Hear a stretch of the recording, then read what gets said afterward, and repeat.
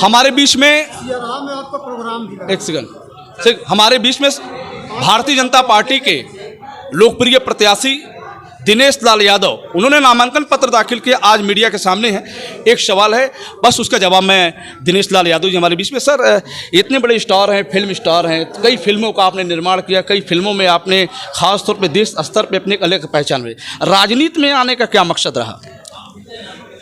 फिल्मों में जब तक था तो मैं सिर्फ मनोरंजन कर पाता था अपने भाइयों का, पर जब से राजनीति में आया हूं तो अब उनकी समस्याओं का समाधान भी करवा पाता हूं। मुझे जैसे पता चलता है किसी मेरे विधानसभा में कि यहाँ पुल नहीं है, यहाँ सड़क नहीं है, यहाँ ये समस्या है, यहाँ ट्रांसफार्मर नहीं है, जो भी समस्या है वो मुझ तक लेके आते हैं तो मैं सीधा उसको अपने लेटर हेड पे लिखता हूँ, टाइप करवाता हूँ और लेके मुख्यमंत्री जी के पास पहुँच जाता हूँ और उनकी समस्या का समाधान हो जाता है। तो आजमगढ़ में रह के मैं अपने लोगों के लिए राजनीति में आने के बाद ही काम कर पाता हूं, उनकी सेवा कर पाता हूं, बाकी मनोरंजन तो मैं कर ही रहा हूं। एक सवाल और है, जिसे 2019 में आप चुनाव लड़े, उस समय समाजवादी पार्टी के राष्ट्रीय अध्यक्ष अखिलेश यादव मैदान में थे। आप चुनाव में चूंकि सफलता नहीं मिली, क्या इस जो 3 साल का रहा आपका, उस 3 सालों में क्या आपने आजमगढ़ में विकास का कोई ईंट रखा या विकास के क्षेत्र में माननीय मुख्यमंत्री से, प्रधानमंत्री से आपने कुछ कार्य कराया? बहुत अच्छा सवाल किया आपने और इतना बढ़िया सवाल कोई कर ही नहीं रहा है। बहुत अच्छा सवाल किया। मुझे जो यहाँ से दोबारा टिकट मिला है वो इसी बेस पे मिला है कि इन 3 सालों में आजमगढ़ की जनता ने जिसको अपना प्रतिनिधि चुना था, उन्होंने आजमगढ़ के लिए कुछ नहीं किया, कोई एक काम नहीं किया। मैं यहाँ से हारा हुआ प्रत्याशी हूँ, पर 5 विधानसभा की 50 ऐसी योजनाएं थी, 50 ऐसी समस्याएं थी जिसको मैं लेके मुख्यमंत्री जी के पास पहुंचा, उप मुख्यमंत्री जी के पास पहुंचा, कुछ और भी जो अधिकारी थे उनके पास पहुंचा और उस पे मैं काम करवा पाया। तो मेरी जो पार्टी है उनको लगा कि जब ये हारने के बाद हम लोगों के पास इतना सारा आजमगढ़ का काम लेके आता है, हर महीने कुछ न कुछ लेके आता है, तो ये अगर जनता इनको चुनती है तो ये और कितना अच्छा काम करेंगे। इसलिए पार्टी ने मुझ पर भरोसा जताया और दोबारा मुझे यहाँ भेजा है। 2019 में जो आप चुनाव लड़े तो उस समय क्या फैक्टर था, उस समय मुद्दा क्या था? उस समय सबसे बड़ा मुद्दा ये था कि ये जो भैया आइए, विधायक जी आइए, हमारे यहाँ पे बैठा था भैया बैठा था, थोड़ा जगह था। सबसे बड़ा मुद्दा ये था कि इतना बड़ा जिला आजमगढ़, इतनी बड़ी जनसंख्या और यहाँ पे एक विश्वविद्यालय नहीं था, जिसकी मांग कब से उठ रही थी, बहुत समय से उठ रही थी।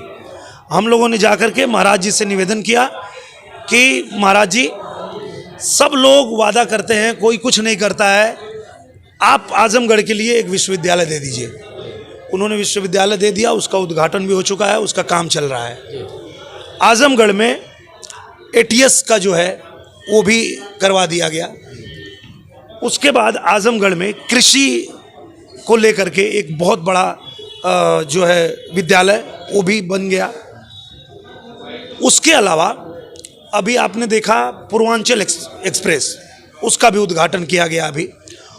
तो भारतीय जनता पार्टी की सरकार आने के बाद बहुत सारा ऐसा काम हुआ आजमगढ़ में जो पहले नहीं हो पाया था, लेकिन उसके बाद भी अगर जो यहाँ से सांसद थे वो आजमगढ़ को फोकस करके अगर 3 साल काम किए होते तो आजमगढ़ आज किसी और ऊंचाई पे होता, और ज़्यादा आपको दिखता कि हाँ, जैसे आज बनारस चमक रहा है, जैसे आज गोरखपुर चमक रहा है, वैसे आजमगढ़ चमक रहा होता। लेकिन आजमगढ़ नहीं कुछ कर पाया क्योंकि जिस प्रतिनिधि को चुने, या तो कोरोना काल में अपने घर में बैठे थे, और या तो जैसे ही कोरोना काल ख़त्म हुआ उसके बाद जब लगा कि अब कुछ काम होगा आजमगढ़ में, तो उन्होंने इस्तीफा दे दिया। अब 2 महीना और काम नहीं होगा। अब ये इस समय जो चुनाव है, उपचुनाव, इसमें क्या मुद्दा वही रहेगा या कुछ अलग रहेगा? इस चुनाव में सबसे बड़ा मुद्दा ये है कि हमने, आजमगढ़ ने कई बार गलतियां की है कि सरकार होती है किसी और की और आजमगढ़ का प्रतिनिधि होता है किसी और पार्टी का। वो आजमगढ़ के लिए जितना कर सकता है वो कर ही नहीं पाता है। तो अभी भगवान ने एक अच्छा मौका दिया है हमारे पूरे आजमगढ़ की जनता को कि जब पूरे देश में कमल खिला है, देश में कमल की सरकार है, प्रदेश में कमल की सरकार है, तो अगर आजमगढ़ में भी कमल खिल जाए तो देश में जैसे तरक्की और विकास हो रहा, आजमगढ़ में भी यहाँ का प्रतिनिधि फोकस करेगा और आजमगढ़ को भी उतनी ही तरक्की पे लेके जाएगा जितना बाकी जिले हो रहे हैं। एक सवाल और है, जिस आपके लोकसभा क्षेत्र में जो 5 विधानसभा है, उस 5 विधानसभा में समाजवादी पार्टी के विधायक है, ऐसे में एक चुनौती नहीं होगा वहाँ से चुनाव जीतना आपके लिए? चुनौती नहीं है, वही हमारे लिए आसानी है कि आजमगढ़ की जनता ने ये देख लिया कि हमने 5 विधानसभा में 5 विधायक चुन लिया, फिर भी वो कुछ नहीं कर पा रहे हैं क्योंकि वो सरकार में नहीं है। तो क्यों ना हम सरकार से जुड़े, 2 ही साल की तो बात है। अगर सरकार में हम जुड़ेंगे, कमल खिलाएंगे, हम भारतीय जनता पार्टी को जिताएंगे, 2 साल में भारतीय जनता पार्टी का प्रत्याशी अगर 3 साल से बढ़िया नहीं करेगा तो बदल देंगे, 2 साल की बात है।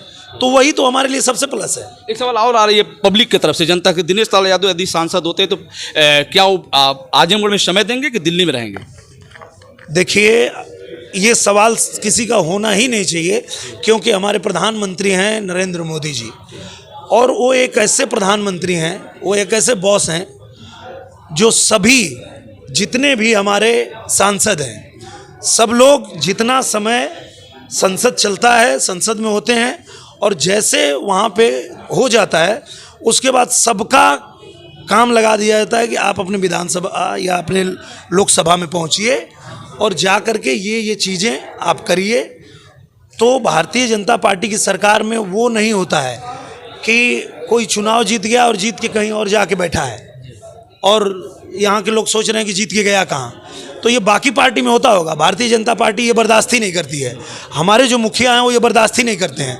उन्होंने पहले कह दिया न खाएंगे न खाने देंगे, न सोएंगे न सोने देंगे, तो वो किसी को सोने नहीं देते हैं, सबको जगा के रखते हैं और कहते हैं कि आप रहो, अपने क्षेत्र में रहो, क्षेत्र के लिए काम करो। तुमको जनता ने जिस चीज़ के लिए चुना है वो करो और या तो छोड़ दो। अब आखिरी सवाल है, चूंकि समय आखिरी सवाल है कि अब दृश्य चेंज हो चुका है। पिछले चुनाव में अखिलेश यादव थे, अब उनके चचेरे भाई धर्मेंद्र यादव चुनौती दे रहे हैं, ऐसे में कैसे स्वीकार करें? देखिए, जनता देख चुकी है, बड़े भाई को चुना, जब वो छोड़ के चले गए तो अब छोटे भाई को चुन नहीं लेंगे तो क्या हो जाएगा आजमगढ़ में?